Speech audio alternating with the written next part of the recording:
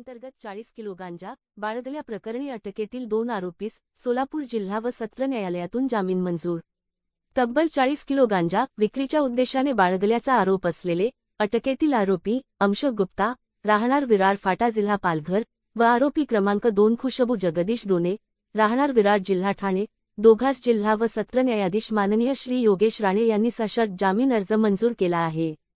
वरील प्रकरणात सोलापूर लोहमार्ग पोलीस ठाणे अंतर्गत गुन्हे क्रमांक 217/2024 अन्वये एनडीपीएस कायद्याचे कलम 8 क 20 ब 2 क तसेच बीएनएस कायद्याचे कलम 3-5 अन्वये वरील दोन्ही आरोपी विरुद्ध अंमली पदार्थ गांजा बाळगल्या प्रकरणी गुन्हा दाखल करण्यात आला होता।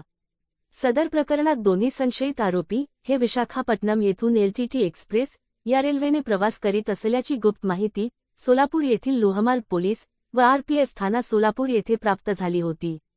तसेच त्या संशयित आरोपींना पकडण्यासाठी गुप्त माहितीच्या आधारावर सोलापूर लोहमार्ग पोलीस व आरपीएफ ठाणा सोलापूर यांनी सोलापूर रेल्वे स्थानकावरील प्लॅटफॉर्म क्रमांक 5 येथे सापळा रचला होता व पोलिसांनी दोन्ही आरोपींना एलटीटी एक्सप्रेस बोगी क्रमांक B1 मधून अटक करून त्यांच्याजवळील अंमली पदार्थ घेऊन जाणारे 5 संशयित बॅग ताब्यात घेतले होते।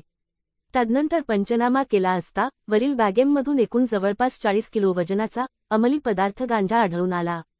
वरील नमूद साहित्य या आरोपीकडे मिळून आले असता त्या मुद्देमालापैकी आंबट उग्र वासाचे गांजा सदृश्य वनस्पतीचे रक्कम 3,61,266 रुपये एवढा मुद्देमाल हस्तगत केला होता।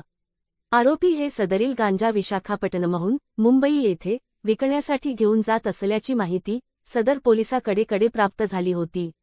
अटकेनंतर आरोपींनी आपला जामीन अर्ज मेहरबान जिल्हा व सत्र न्यायालय सोलापूर येथे दाखल केला होता।